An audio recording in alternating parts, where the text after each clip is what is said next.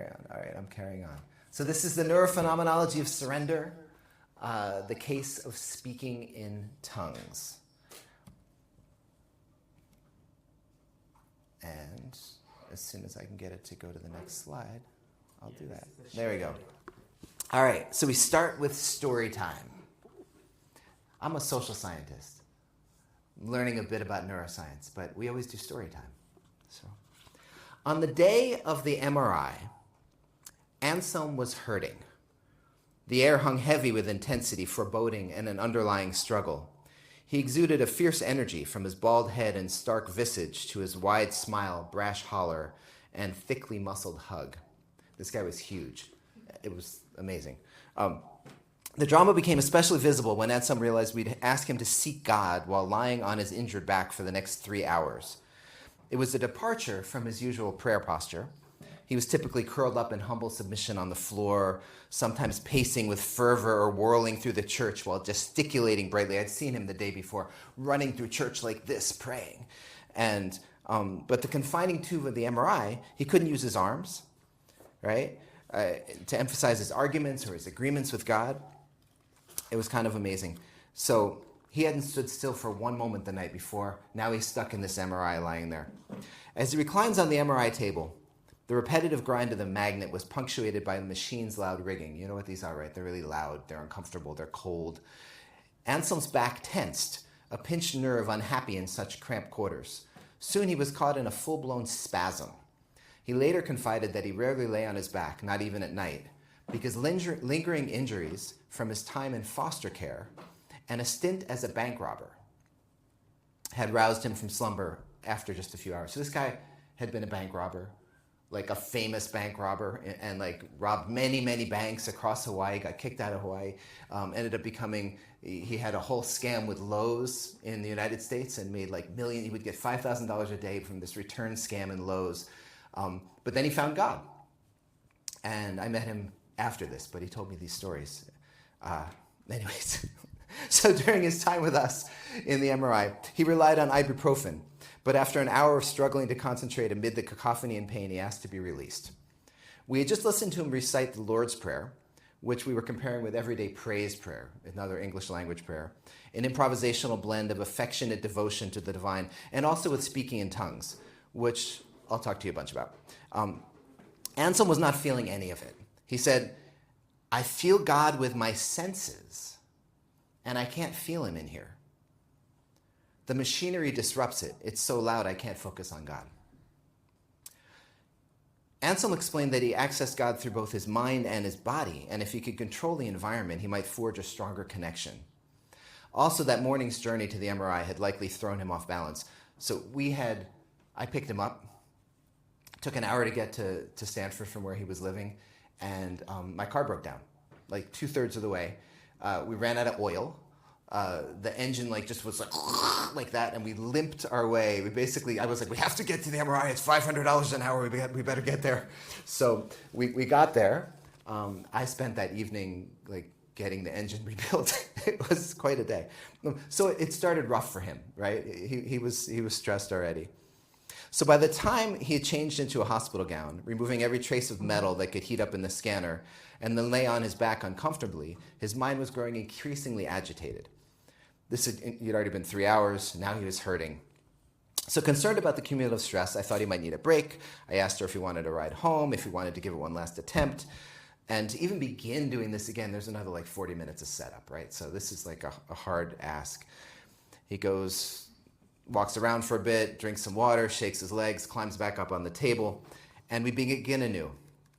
Only then did he experience the shift. Within a few minutes of restart, he shouted out that his pain was subsiding. He said, I let it go.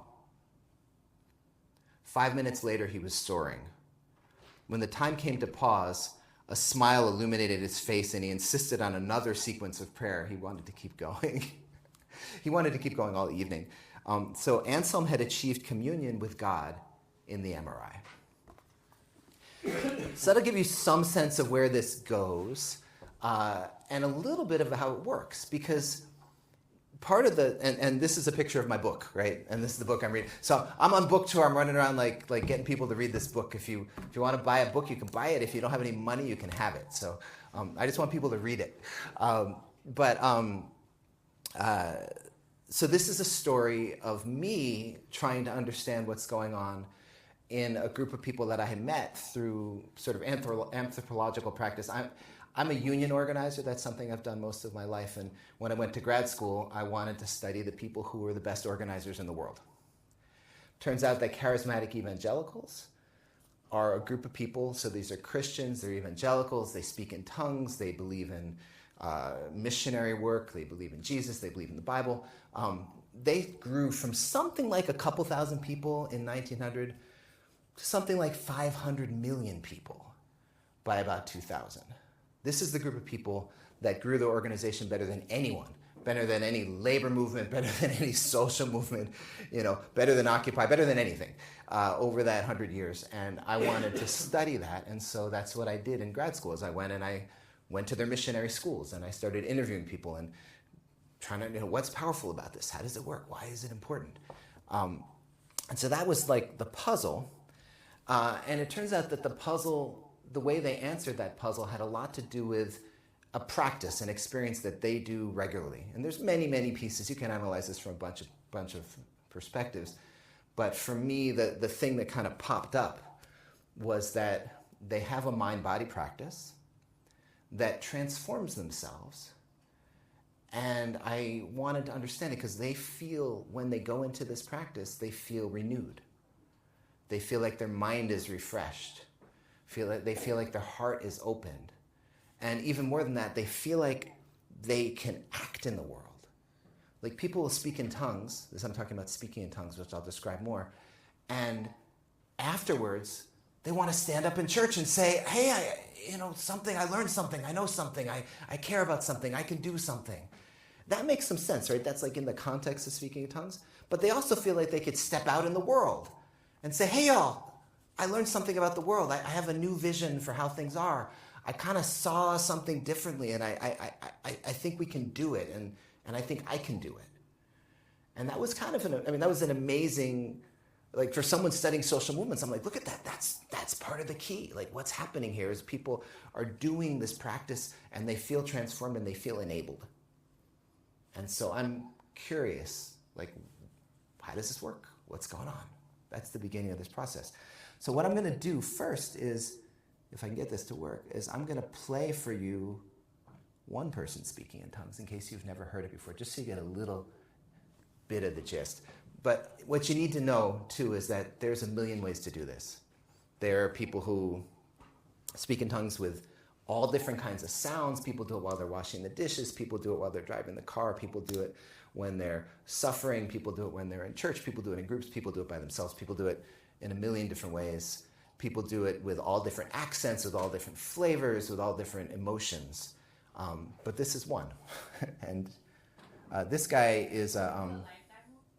see again? Live demo? No. Ikanana masekere bobo shataya. Ikanana masikiri yakanana bachaya.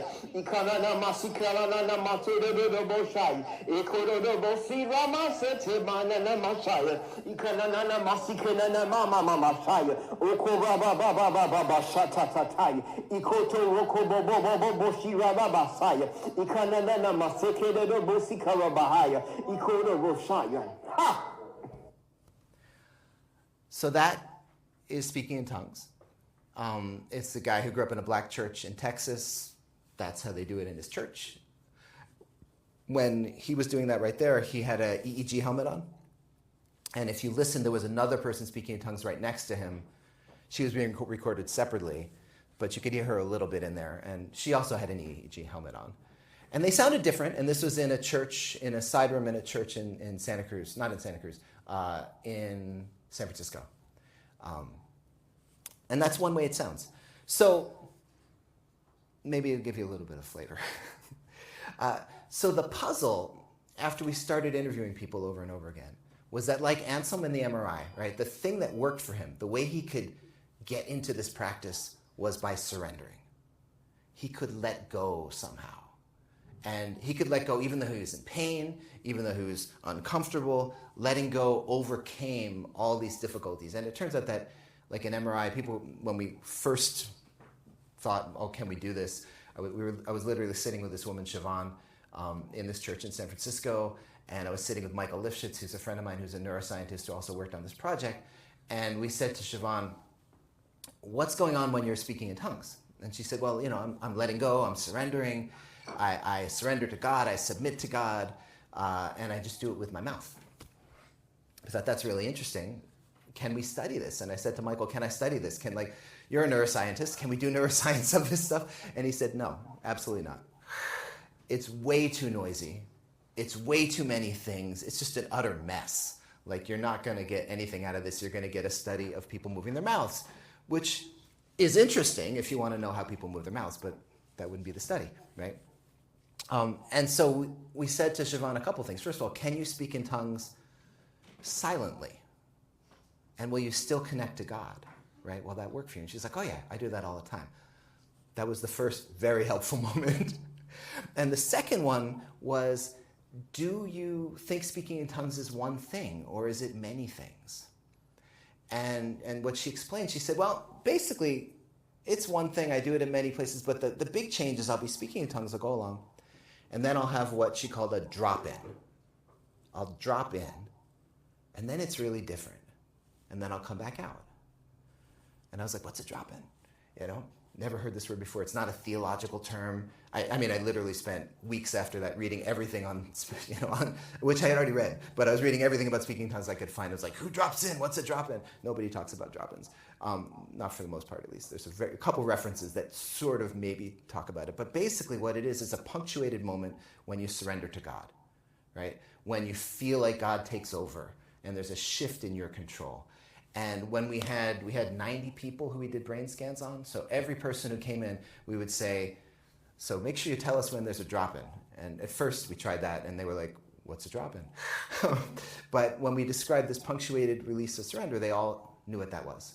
And so we could measure that. And so that became part of the study. It actually was an interesting way. It was for those of you who are interested in the theory of neurophenomenology, or what we call ethnographic neurophenomenology, right? So we're doing ethnography, which means being an anthropologist and hanging out with people and getting a sense of their flavor of how their culture works, right? And then we're doing microphenomenology, which are these intense interviews about experience. And then there's the neuro part, right? We're doing brain things, right?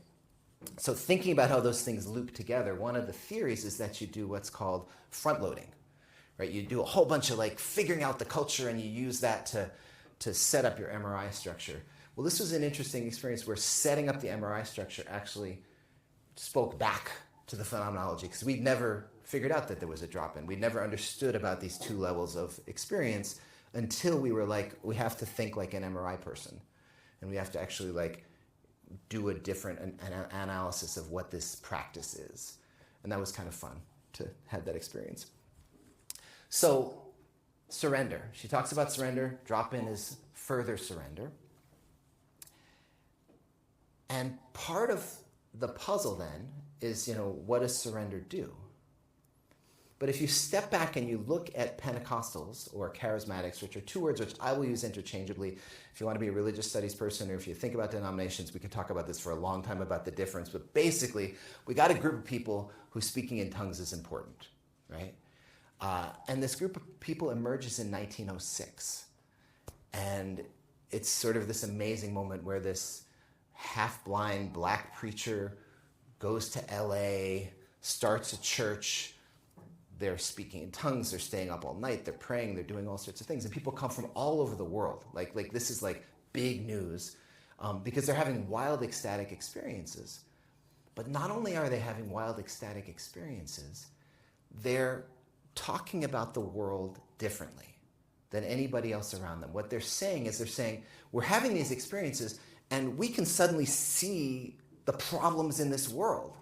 We don't like what's going on out there. We have an utterly different perspective on how things are from our prayer. And so they were, anti-racist. It was multiracial group, 1906. That's amazing, right?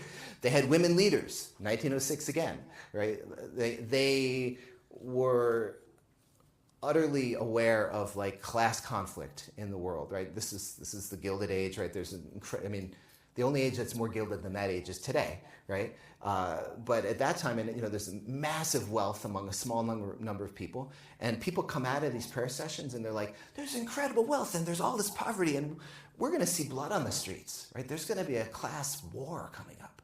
So people came out renewed and changed in their minds, and they rejected the world around them. They had this sort of experience of like, whoa, this world is not good, we need it differently, and we can think differently.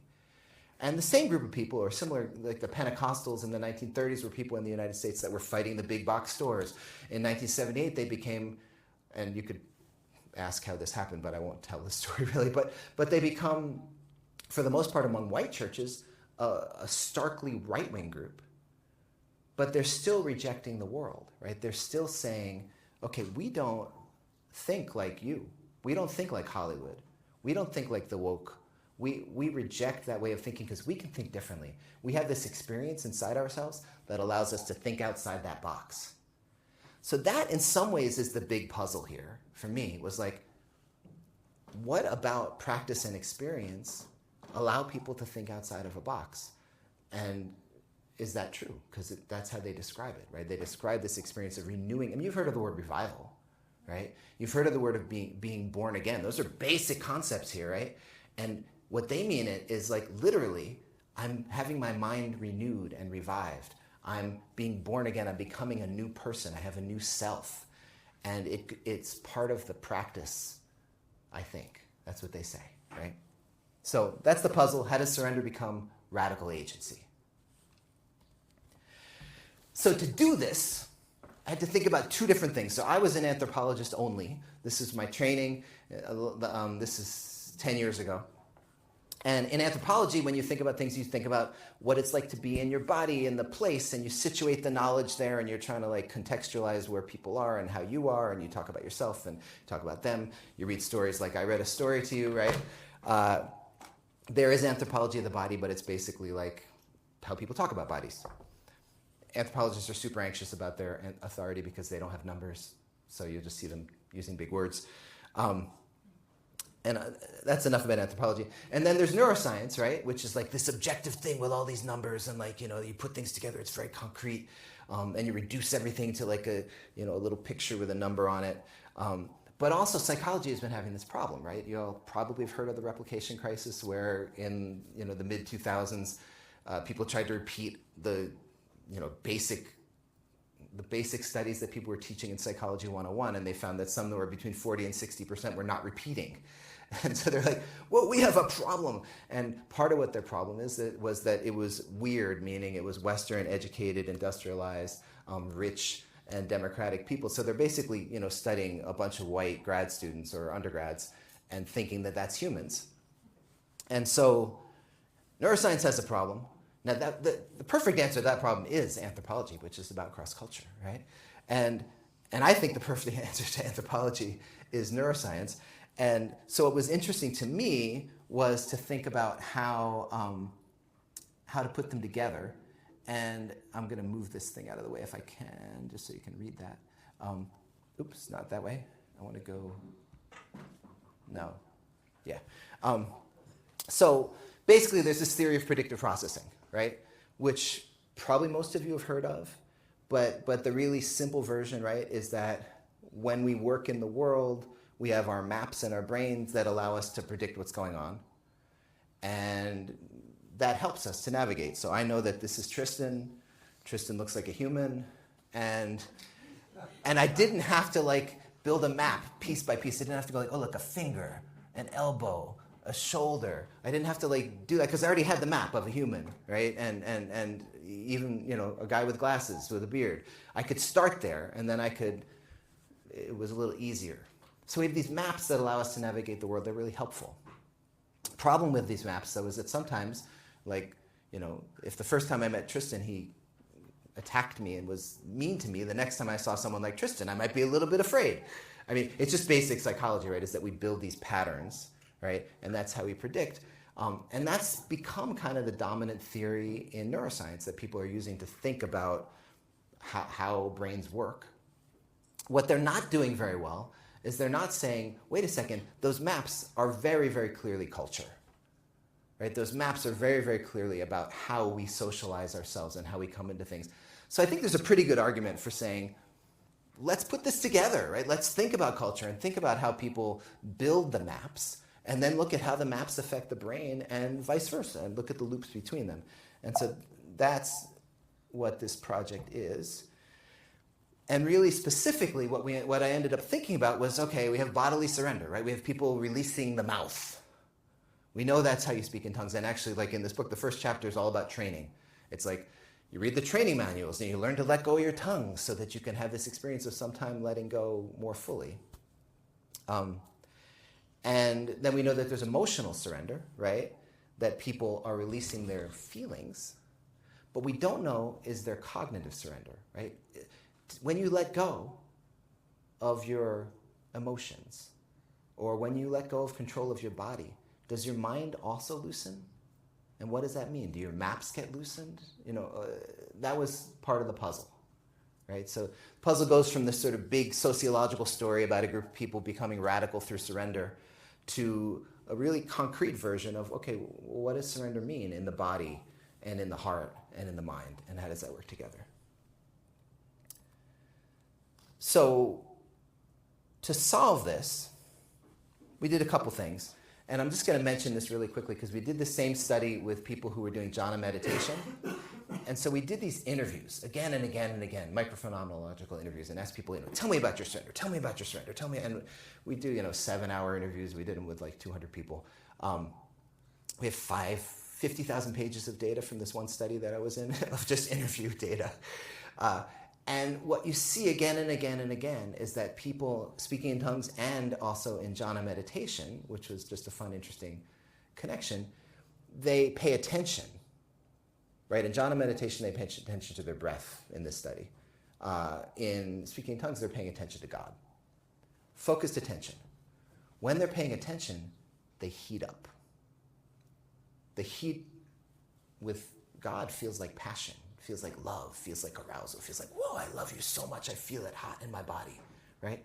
The heat in jhana feels just like bliss moving through your body. And somehow that makes things easier, right? Because you're paying attention, you're getting this really good feedback, right? It's like, whoa, the attention feels good. And that ease seems to be something that they can fall into deeper, dive deeper. So we wrote a paper and have this theory, and I'm curious if people find this in their experience, but that there's a spiral between attention, arousal, and release. And that's sort of the phenomenological basis for where we went next with it. And I'm going to skip this, but this is basically, looking at culture, looking at experience, looking at biology, and having myself in it, which you have to do when you're an anthropologist, which you don't have to do when you're a neuroscientist. But anthropologists always have to say, I'm there, I saw it, I have opinions, stuff like that. So what we did was we went and we got some funding to do a neuroscience study of people speaking in tongues. We went to the National Science Foundation in the United States and got money for MRIs. And so then we had to sort of put it in the scientific context that it was. And we were like, okay, people have been studying prayer, people have been studying meditation. There's, huge research on meditation.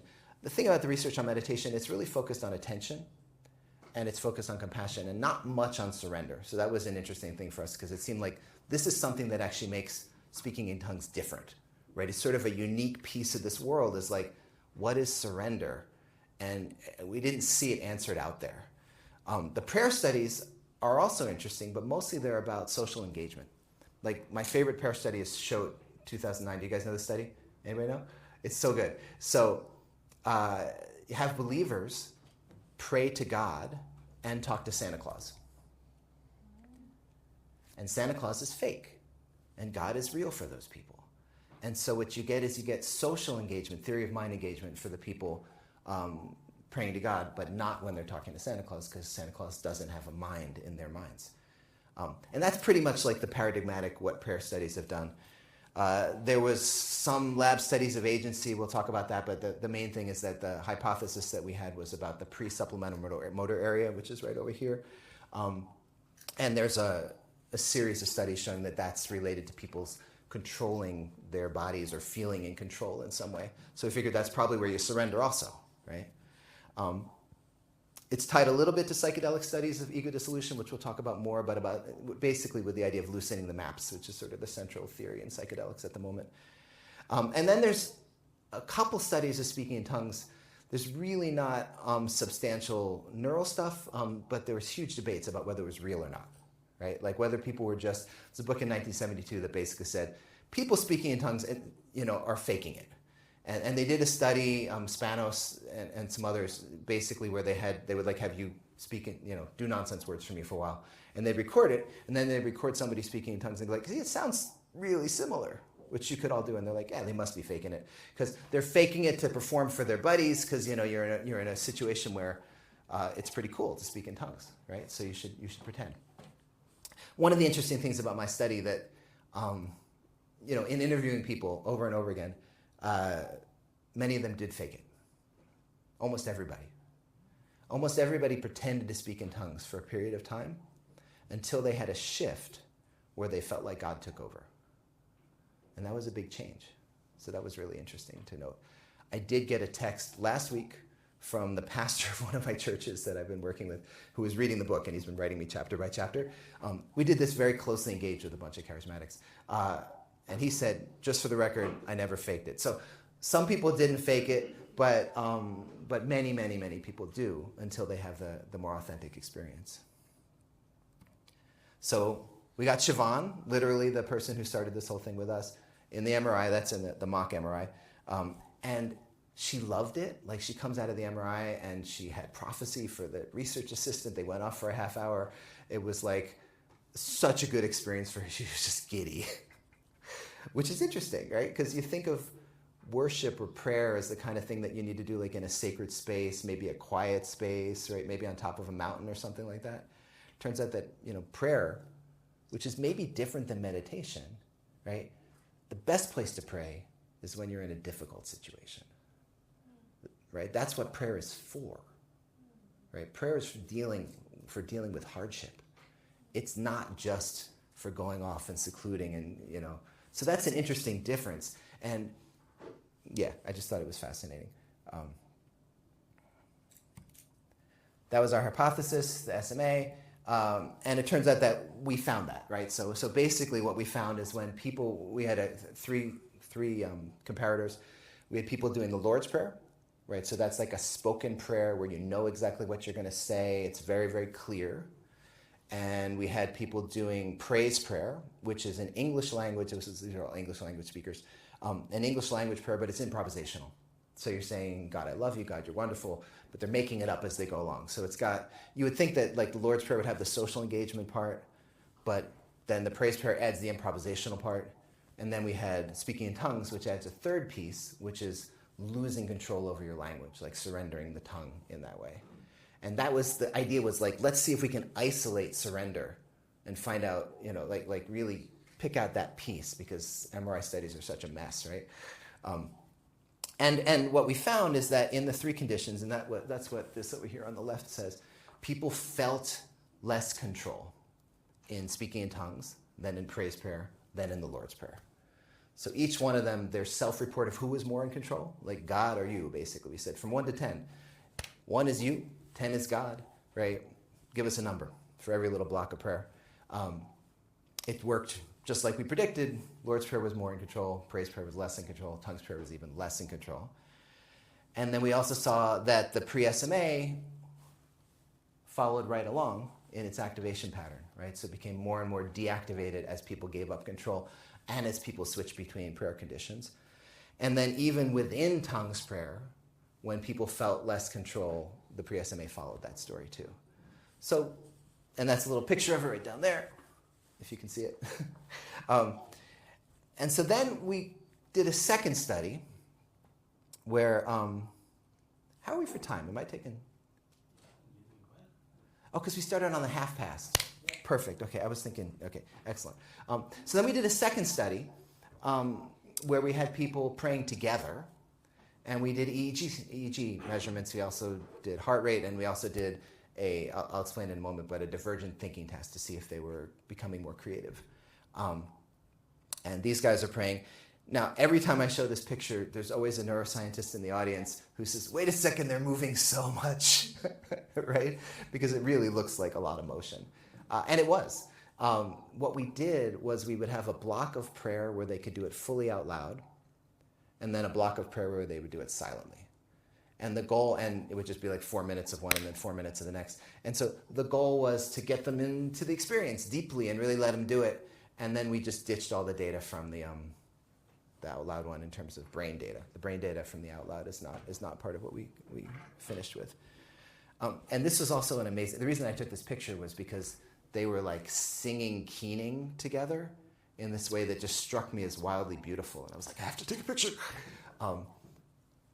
People had real experiences in this scientific process. Like, it was very obvious. And it was also, what was really interesting, it was really obvious when they weren't. Right? So like Anselm, the story I started with, it was really obvious that he hated it and it wasn't working. And for us, that helped confirm that when it was working, that was a real thing, because they were willing to tell us when it wasn't working. And that really, and we measured that really carefully, because it really seemed odd to think, to study prayer in an MRI or even with these EEG helmets. This is their living room, right? So it's their comfortable space, but it just seemed like a strange thing to measure. So when we did the EEG study, we found a very similar spatial pattern, right? So what you can see here, this is the pre-SMA story right here, right, from the MRI study. And here is alpha and beta from the EEG study. And you have a very similar part of the prefrontal area of the brain that is deactivating. And I know Tristan will argue with this and teach me better, but many people will tell you that the alpha patterns are sort of how you pay attention. They're at least related to some kind of cognitive control, according to some neuroscientists. And so you're letting them go, right? And so what it looks like is that we have convergent evidence that something's happening over here that's about release and surrender. It relates to people's subjective sense of surrender, and it fits with the neuroscientific literature a bit. More or less? Sorry, the blue is less. Yeah. So that was fun. It was like, so we were thrilled. We were like, look at this, it's the same thing. It's a dot in the middle.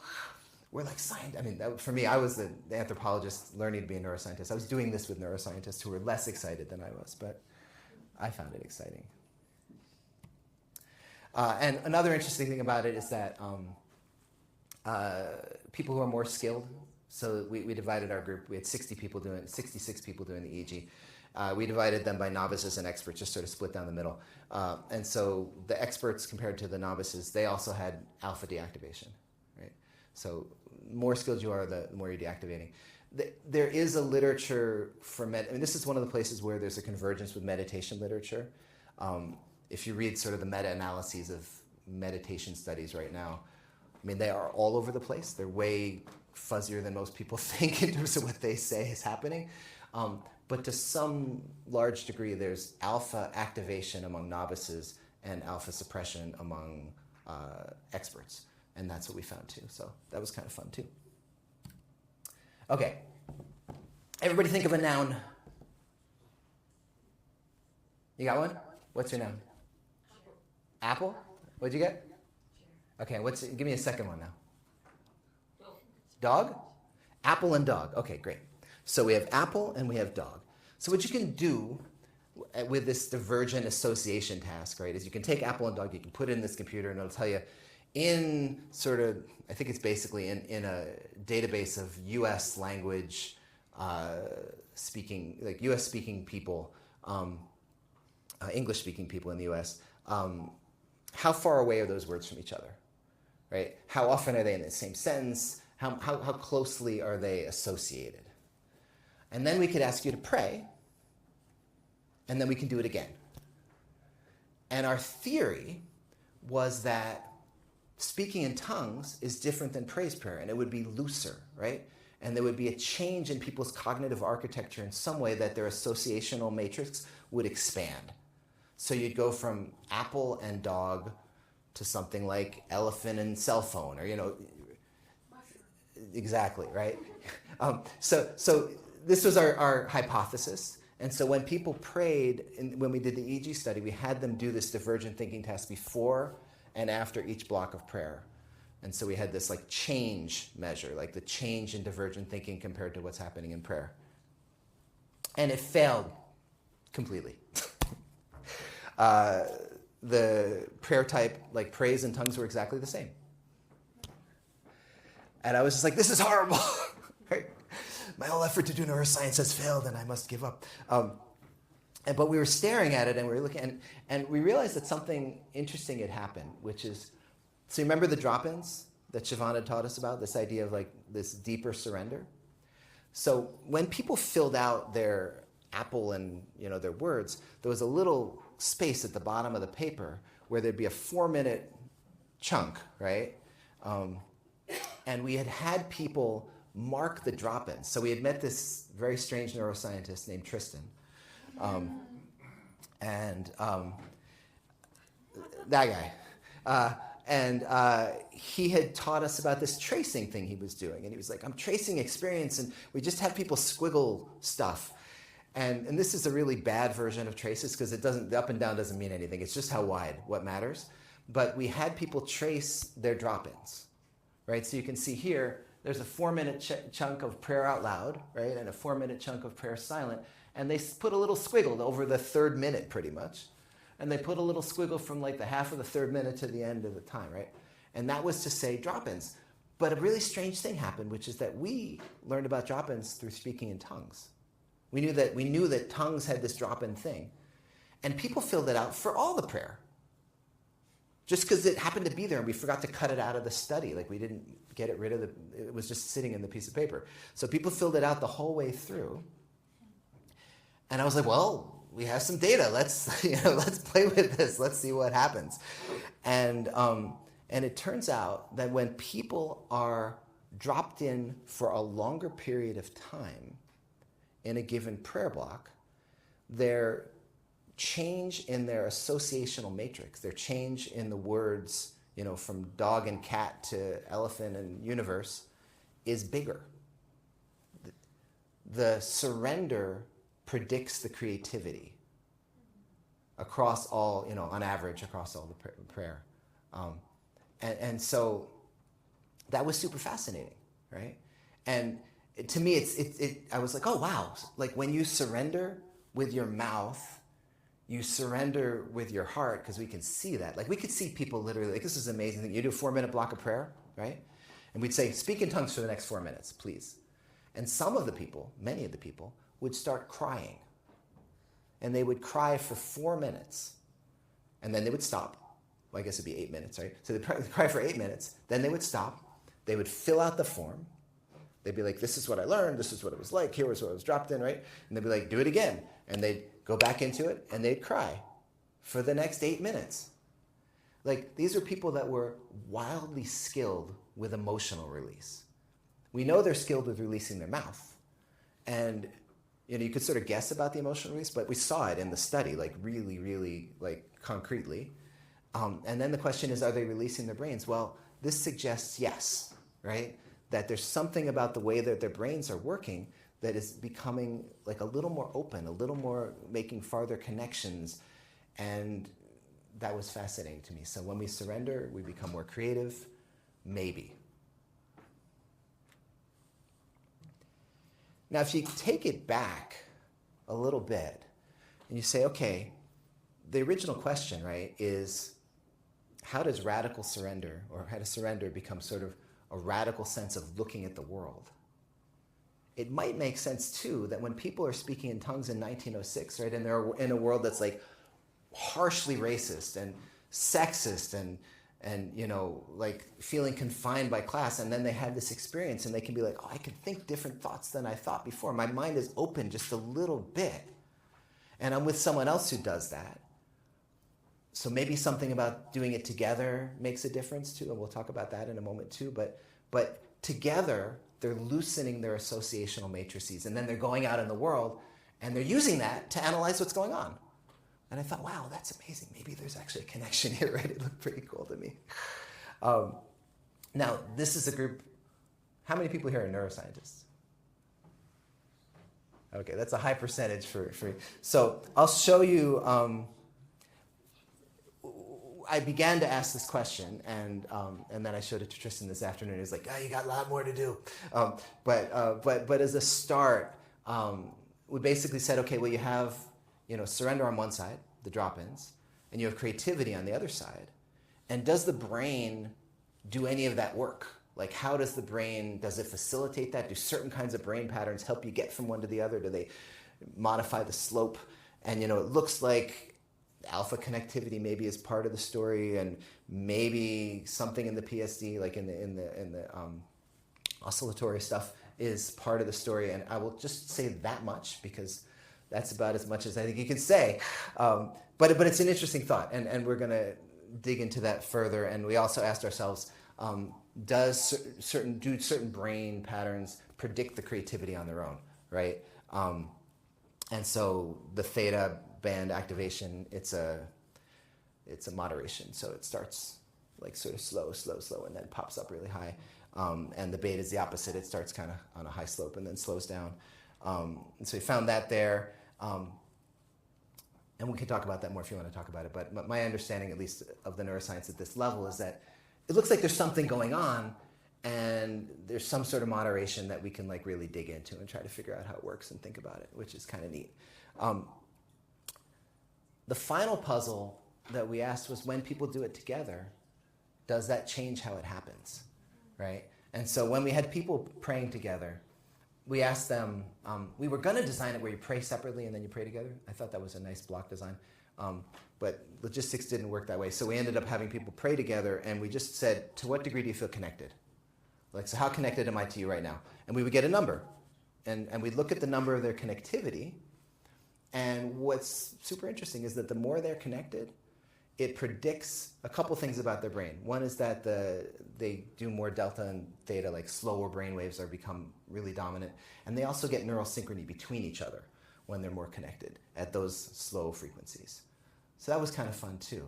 And maybe what it means is that there's something about this prayer that helps us understand something about how these people have built this amazing sort of movement over the last 100 years where they're able to think differently, and they do it together. And that was fun to think about. So I want to thank the folks who I did this work with, Michael Lifshitz at McGill, Tanya Lerman at Stanford, Jonas at McGill, Mara Estrellas at McGill, and here, Dacher Keltner at UC Berkeley, and Guillaume Dumas at the University of Montreal. And then thank you to Tristan so much for setting this up and thinking with me so much about it over the last couple years. Nice to talk to you all.